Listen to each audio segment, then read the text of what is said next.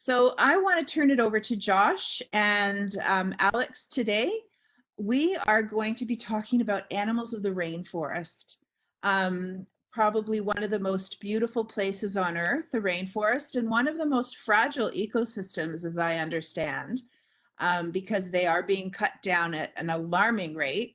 From the number that I hear is 40 football fields a day in some places. So think of all those animals that live in those beautiful rainforests. And today we're going to visit some. So you're going to see why keeping that habitat is so important. Over to you, Alex, as we go to explore the rainforest. Yeah, absolutely. So, definitely, as Molly was saying, these are very important habitats, and we're going to talk a lot today about how we are impacted by rainforests and how even in Ohio and Canada, we actually are impacted by rainforests, even though they're so far away. So let me just share my screen here.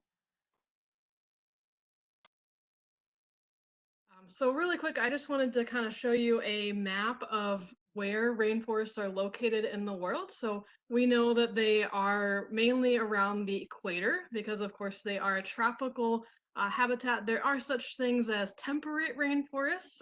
So like in Washington, we have areas that are considered rainforests, but they're not the tropical rainforests that we usually think of and that we're going to be talking about today. So our tropical rainforests are in South America and Central America, Africa, and quite a bit in Asia and Indonesia as well.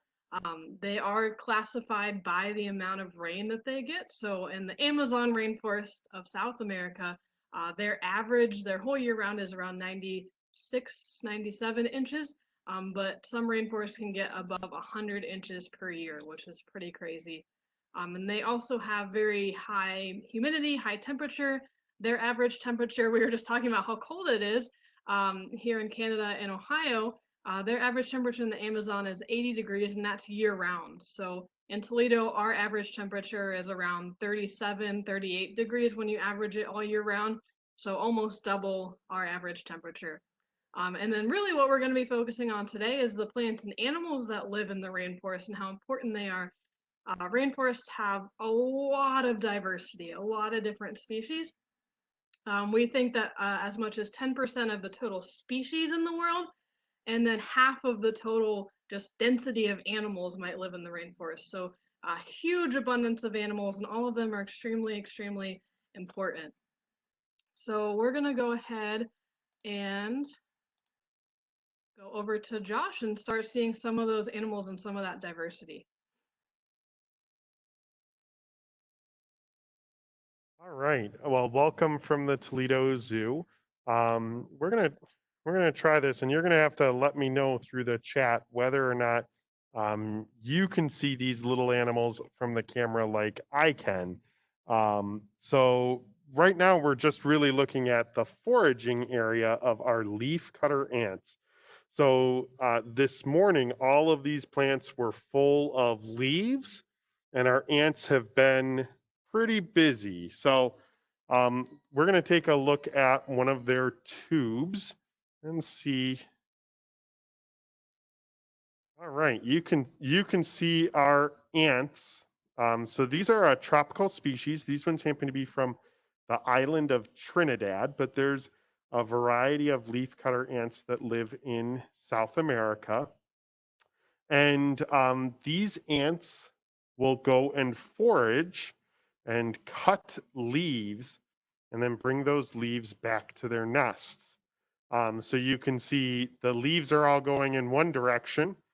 That's the way back to the nest.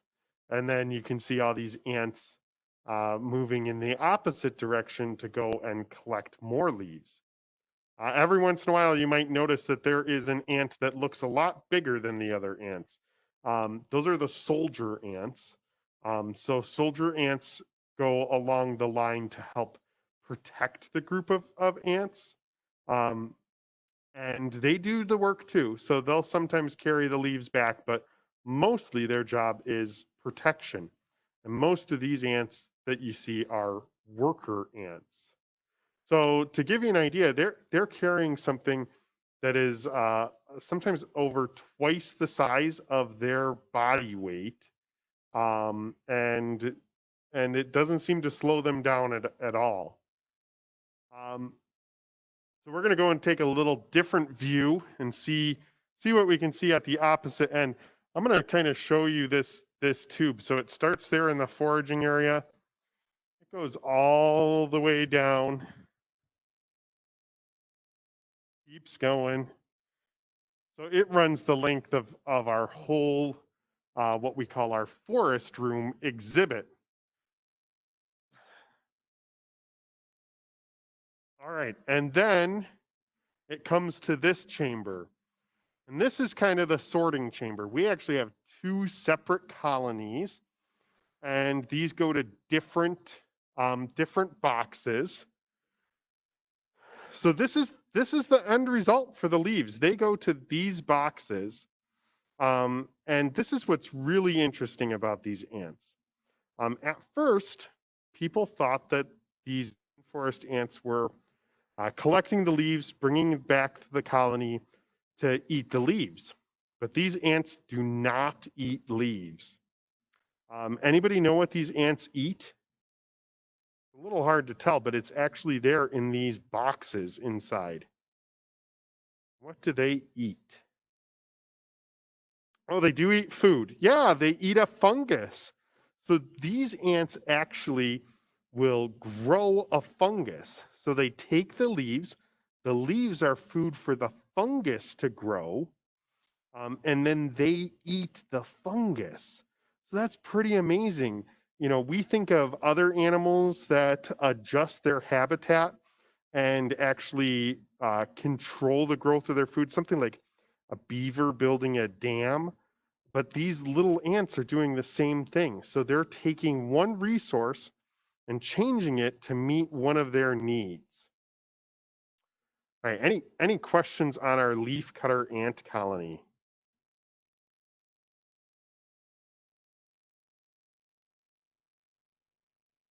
And we'll take another look in the tube. There's some ants busy at work.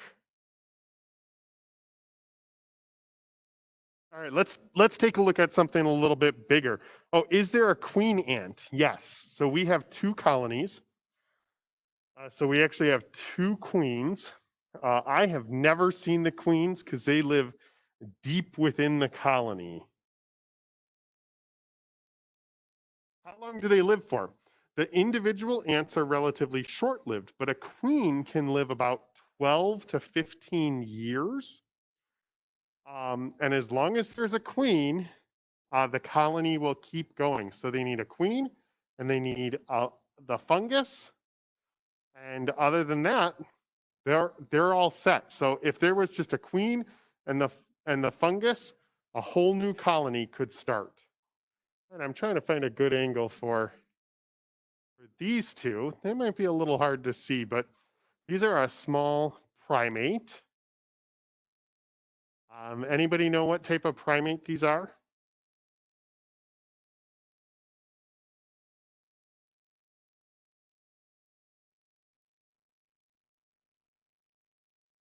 Well, these are a South American primate called a golden lion tamarin.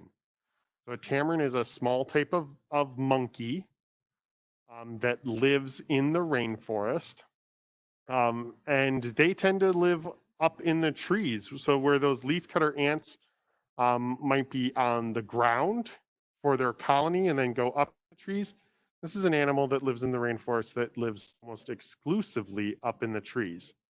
And I'm going to just show you a little view in that green bucket there, all the way on the left. Curled up is our anteater. So she's not cooperating with us right now, but this is what she looks like, another rainforest animal. Well, why is there a tent in the zoo? We're actually in the space called the Children's Zoo, Nature's Neighborhood. So when we open, we have all sorts of things for kids to play in. So this room is set up kind of like a forest, so kids can pretend to go camping there. All right, any questions on these first set of rainforest animals?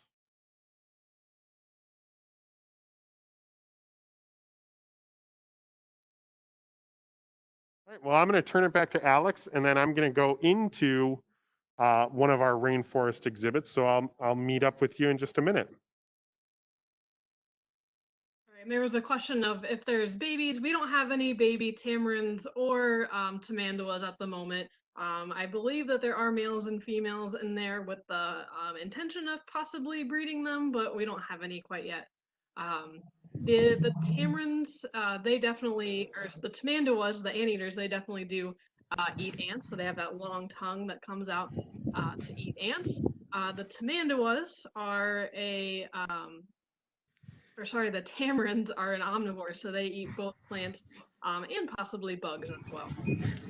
So we are going to talk a little bit more about the layers that you might see in a rainforest. So let's go back to our PowerPoint here. So of course the rainforest is a type of habitat, but because it's such a large type of habitat, it's actually divided up into layers so that the animals can meet their needs in different ways depending on where they live in the rainforest. So all animals need food, water, shelter, space, and air, but depending on where they're found in the rainforest, they're going to meet those needs differently.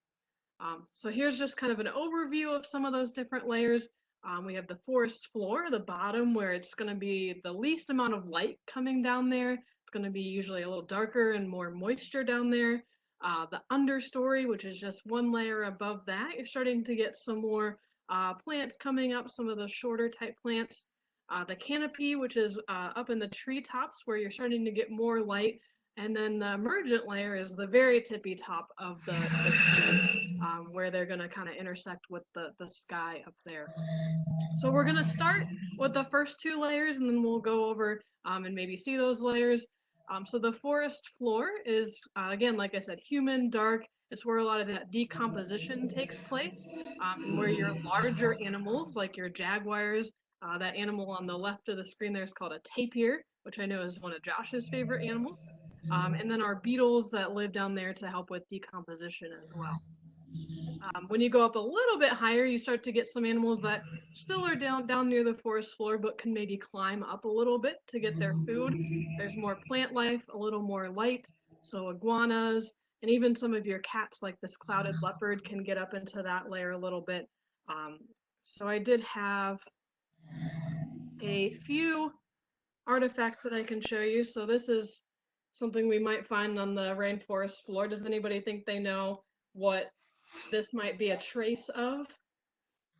Might be on the rainforest floor.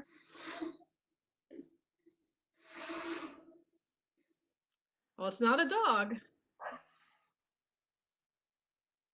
So it is a type of cat, and it's one of the largest cats in the world. This is a tiger's footprint. So some tigers live in Asia rainforest. So you can see that paw is almost as big as my head. And that, if you're walking through the rainforest, this is probably all you might see of a tiger, because they're going to be hiding pretty well and blending in. And here's the skull of a clouded leopard. So we saw a photo of a clouded leopard. This is going to be an animal that can maybe get up a little bit higher in the trees than the tiger. So they're a little bit better at climbing, and are going to be looking for prey up in the trees a little bit. These are both replicas, but they're pretty close. So we're going to turn it over to Josh to look at the forest floor and the lower two layers of the rainforest. All right, we are way down on the ground here. I'm actually kneeling down to get a view of this animal, and it might be a little bit hard to see right now, but it is right there, center screen. You might see the yellow of it. Anybody know what type of animal that is?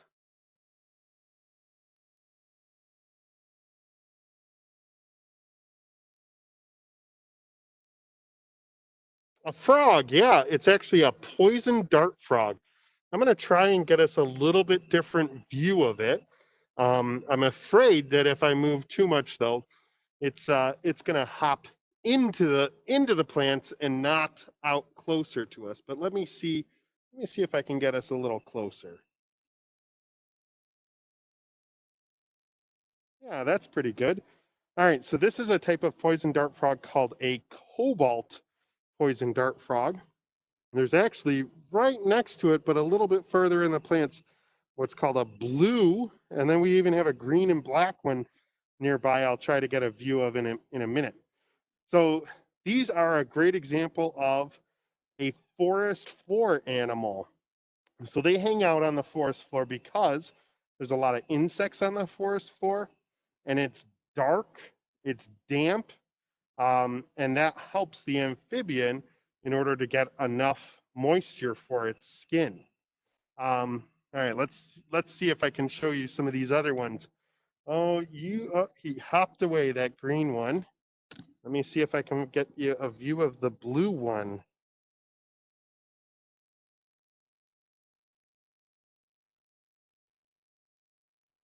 There we go. That's a pretty good view.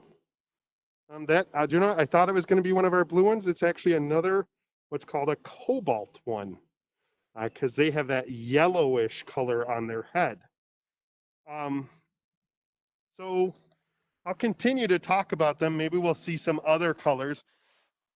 In our rainforest exhibit, we have over 100 poison dart frogs. Now they're poisonous because of what they eat in the wild, a type of insect. So ours don't actually eat that insect here, so they don't have the same poison. So if we look, you can see it's relatively dark when you get underneath the plants here on the forest floor. You might get some plants, but you also end up with big clearings of plants because sometimes the sunlight doesn't come down enough for all the plants to grow down here at the forest floor. And then you can, as we look up a little bit, this is what we would more call the understory, the start of some of the big branches here in the rainforest. So those are the first two layers of the rainforest. I'm going to turn it back to Alex, and we're going to meet you on the next layers of the rainforest. All right, so moving upwards, go back to our slides here. We're going to move up into the canopy. So you might be familiar with some animals that like to live up in the canopy where they're going to get more light and there's a little more diversity. And of course, a lot of these animals that are in the canopy have to be well adapted for living in the trees. So our sloths, they have those special toes that allow them to grab onto the branches. And of course, we might know about sloths that they move very slowly in order to conserve energy, and they're mostly just going to be kind of sitting there and eating most of the day. Now, they will occasionally go down to the forest floor. Who knows why they go down to the forest floor? Does anybody know why a sloth would make its way down to the bottom of the trees?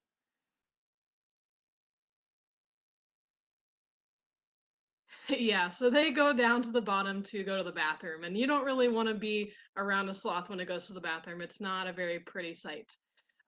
So sloths might live up at the top. Spider monkeys, other types of monkey species, and gibbons live towards the top of the trees. Even some snakes are well adapted to live up in the trees. Those tree boas that can hang onto the tree branches really well.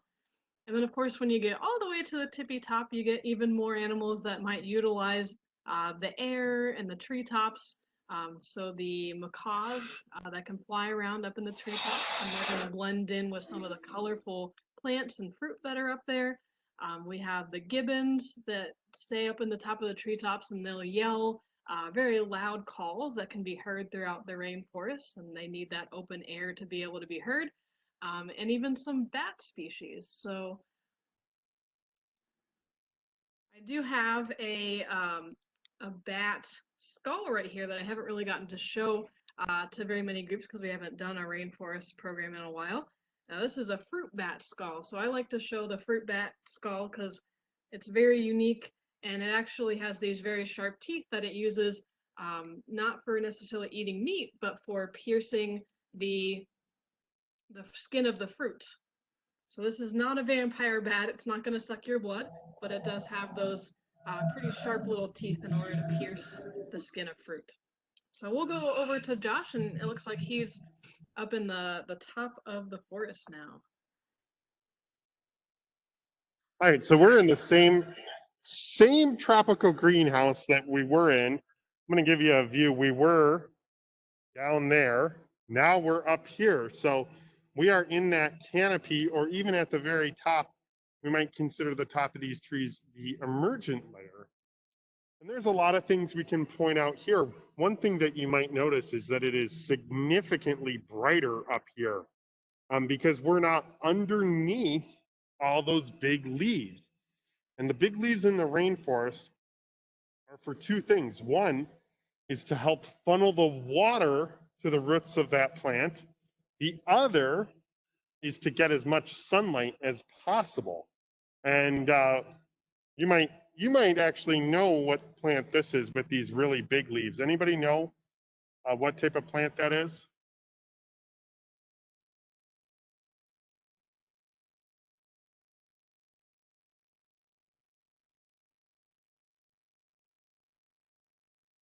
Well, let me give you a little hint on what type of plant this is. We're going to look at part of it. You can see some, it's a growing on that stem. That's actually the flower. Yeah, is it banana? Yeah, and straight ahead you can see a small bunch of bananas growing. The flower part is all the way down there. So this can grow many bunches of bananas.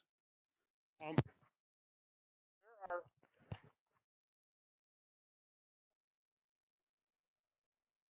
We lost your sound, Josh. There we go. There are a number of interesting plants. If we look at these are a type of bromeliad, and we call them epiphytes. And epiphytes are really interesting in the sense that most plants need their roots into the ground. These ones do not. They're able to get enough moisture just from the air. So we have these hanging up here, but in the rainforest, in the wild, these would be up in the trees and they would be growing on trees and their roots would never need to reach the ground. All right, we'll take another little tour. We do have some doves, tropical doves in here, but they can be really hard to catch on camera. And even harder, you can see we have a hummingbird feeder here. We have some hummingbirds in here, and those are even harder to catch on camera. So we brought you up here mostly to give you kind of this view of what the canopy looks like. Any questions on our tropics?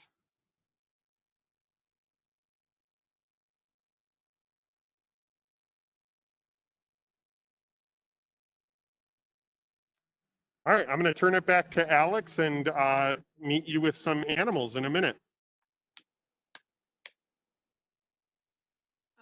Greg asked if we have sloths. We do have sloths, but interestingly enough, they don't live in our rainforest exhibit. They're all the way on the other side of the zoo, so I don't think we'll get to see them today. But we do Good, have how are two you? sloths. So let's go back to our PowerPoint really quickly here. So we've been talking about the different layers of the rainforest and some of the animals that live in there. But one thing we really like to mention about the rainforest is how much we rely on the rainforest. So before I kind of switch my slide over, does anybody know any products or things that you might use every day that might be from the rainforest?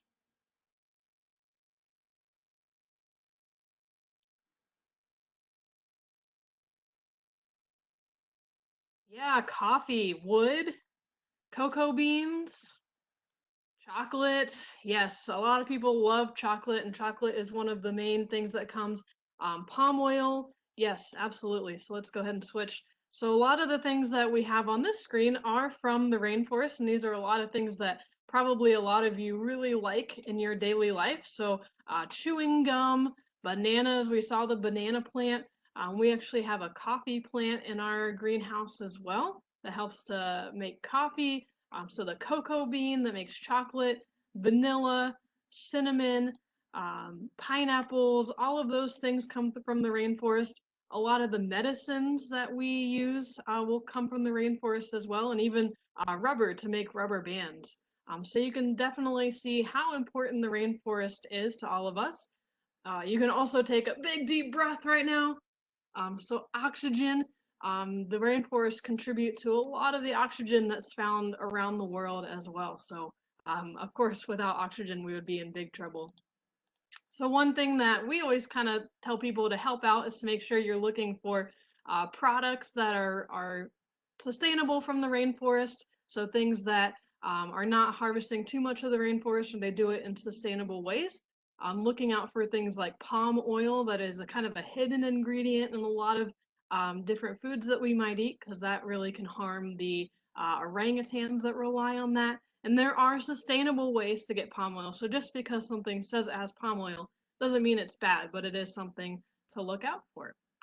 So I think Josh is going to show us a couple more rainforest animals a little bit closer up. Let me stop sharing here.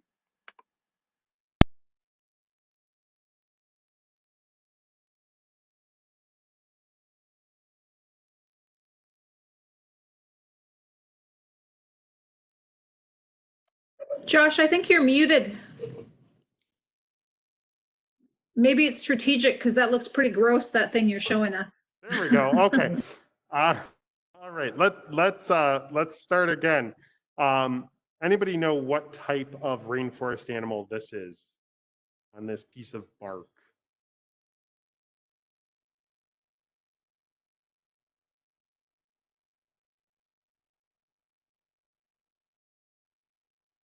A cockroach. Yeah, a cockroach. This is a Madagascar hissing cockroach. And the Madagascar hissing cockroach, we just talked about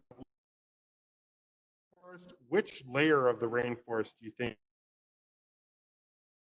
found on?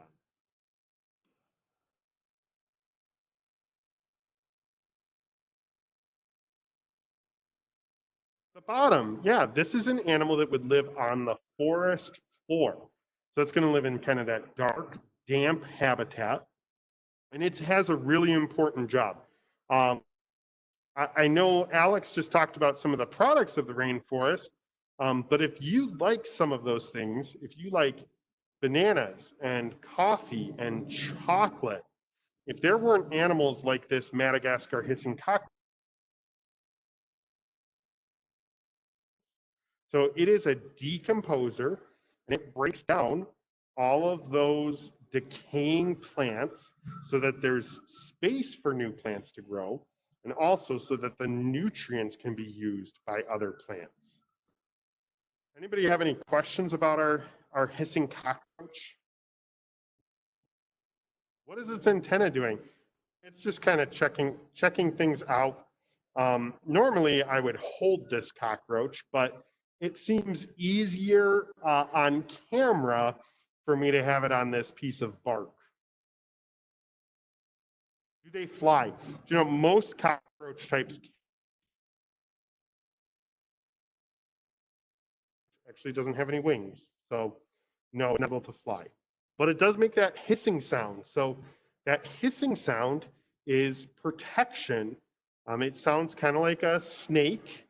So things that might eat this insect probably wouldn't want to be around a snake. So these live in groups, and when they all make that hissing sound, it can get quite loud, actually.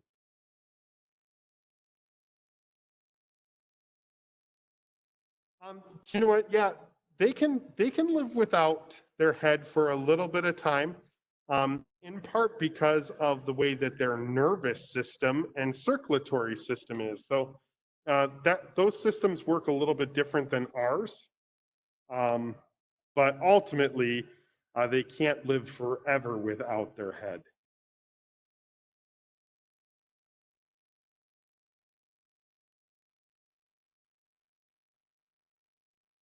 All right, I have a larger animal we're going to look at. So what do you say bye to our hissing cockroach?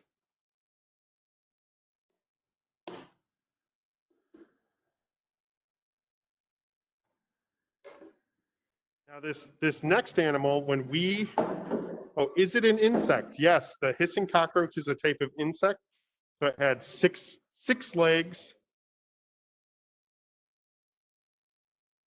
All right, this next animal is from the Caribbean and is a really interesting animal.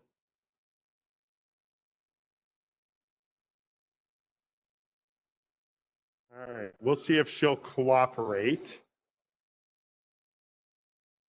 All right, her name is Brava, and that's named after a beach in the Virgin Islands.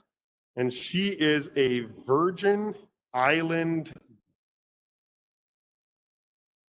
So she's a really interesting snake.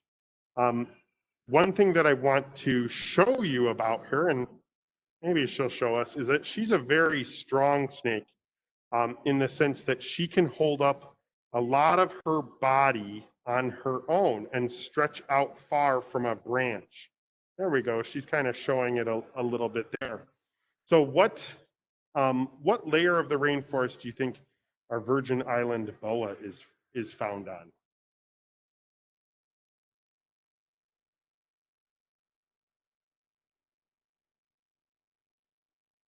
Oh, the bottom. Do you know what on the bottom? But this one is not found on the bottom. Up in the top. So it lives up in trees, and it's a great hunter up in the trees. So it uses that long, skinny body to be able to hunt things in the trees. It actually can catch birds and bats as they're flying by. That's how good of a hunter it is up in the trees. There's some questions. How many bones does she have? I don't have any idea how many bones she has, but she has ribs that run the whole length of her body, so she has quite a few little bones. And then why is her tongue going crazy? You know, that's how snakes discover a lot of what's going on around them. So she is smelling. She's a little unsure on what's going on, so she wants to check things out.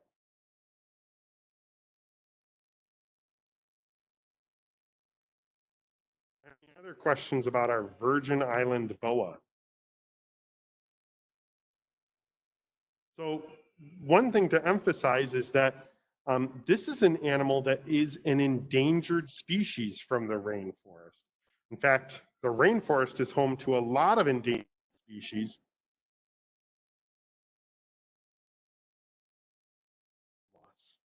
So as the rainforest is destroyed, unfortunately, the homes for some animals is getting destroyed. But we're in a conservation program to help study and hopefully reintroduce the Virgin Island boa. Oh, there's some other questions. Is she young? No, she's actually about a 20-year-old snake. And this type of snake can get into its 30s. So it is full grown. It's just a long, skinny snake. She's about 3 feet long and pretty skinny. About at her thickest part, she's about as thick as my thumb.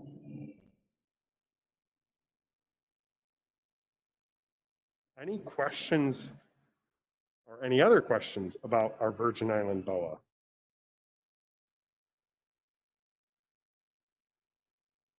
What does she eat? She eats all sorts of animals. She's a carnivore. So like I said, they can eat birds, they can eat bats, they can eat lizards, rodents, frogs, all sorts of things.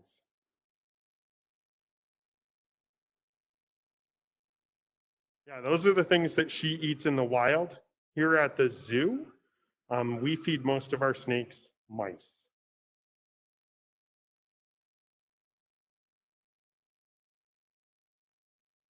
Any other questions? Do they jump when hunting? You know, they'll kind of coil up a little bit, and then they're able to kind of spring out.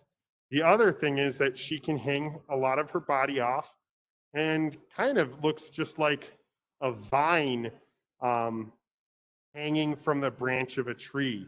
So that camouflage helps. And then she can strike just like any other snake could.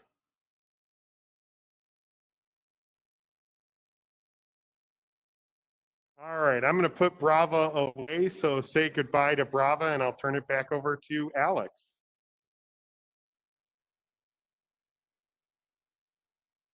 All right, everybody. Well, we are in our final minutes of our program, so we're happy to answer any questions. We hope you enjoyed the tour of the rainforest.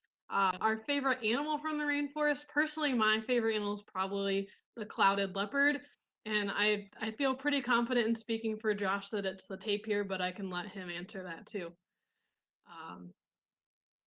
I know time flies when you're having fun. You should all learn more about the majestic tapir. Unfortunately, we don't have a tapir here at the Toledo Zoo. Otherwise, I can guarantee we would have been stopping to see that. All right, any other questions, or Katie or Molly have anything for us?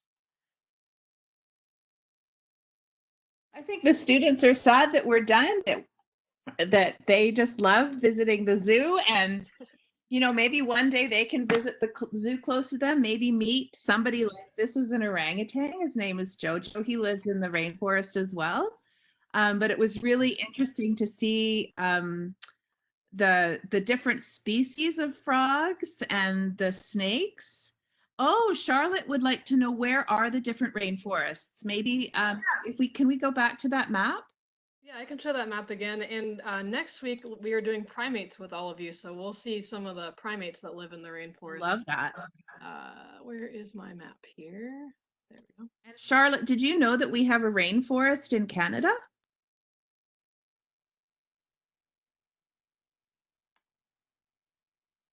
Oh, these are the tropical rainforests. Correct. Yeah, Charlotte and Isaiah, there's a rainforest along the coast of British Columbia. Where in British Columbia? It's along the rainforest in the coast of British Columbia. Did not know that. Did you know that we had a rainforest in Canada, Alex? I didn't know specifically. I know, like we said, there's the temperate rainforest, but I didn't know that specifically. I'll have to look it up. But totally different animals that live in that rainforest. They don't have tropical ones the way that we saw. So they would be in South America and Central America, parts of Africa, and in Asia, the tropical rainforests. Yep. So Indonesia, Malaysia. You can do some research on that. And there's a really, really good book called The Kapok Tree that talks about all of the layers of the rainforest and the animals that live there. Maddie would like to know, why are the poison dart frogs named poison dart frogs? Yeah, they, like we said, our dart frogs don't have the poison, but they do eat an insect that causes them to have poison on their skin. So, they're named the poison dart frog because they have poison on them and potentially could make an animal very sick, or even kill an animal if they ate some of those poison dart frogs. And they say that they live out in BC, and it's called the temperate rainforest. Awesome. So that was absolutely fabulous. As always, it inspires us to go and visit the zoo. And we hope you guys have a fabulous weekend. Oh, Charlotte wants to know, are there any animals from the rainforest that are extinct now? Yeah, it's really hard for scientists to know exactly all the animals that are in a rainforest or ever were in a rainforest, because there's so much diversity in there. So I'm sure that there are animals that are extinct in the rainforest that we've never even heard of before. Josh, do you know any familiar extinct rainforest animals? Do you know what the species most trouble right now are actually all sorts of frogs. And there are frogs, like Alex said, that are getting discovered and being extinct within the same year. One of the most recent ones was one called a golden frog that just went extinct within my lifetime. So yeah, it's kind of a sad situation. But fortunately, a lot of awareness has been raised for the rainforest, and people are much better decisions forest, the products they use, and conservation overall. So that sort of brings me to a question, a challenge then, Josh and Alex. What can the students do to help protect the rainforest? Yeah, This so is definitely, very important. They're called the definitely like lungs of we the earth. exactly. Definitely like we mentioned in the last couple of slides, making sure that you're being responsible when you or your parents are going to the grocery store to make sure that you're buying products that are sustainable. They might have a label, or just trying to eat more local plants, plants and animals that are more local to your area is going to help out those rainforests as well. And just learning, like you guys are doing today, learning more about rainforests, learning about all the ways that zoos and aquariums and supporting zoos and aquariums that have these conservation initiatives or other programs and other organizations that help rainforests too. Is there an organization that they could look up? Does the World Wildlife Fund support them?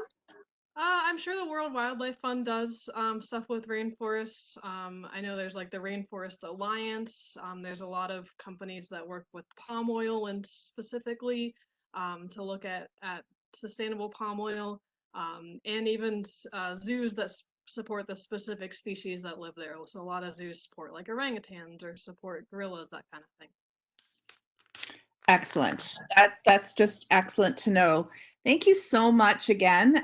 We'll see you next week for the primates, where we might be meeting little primates. Oh, here's another one.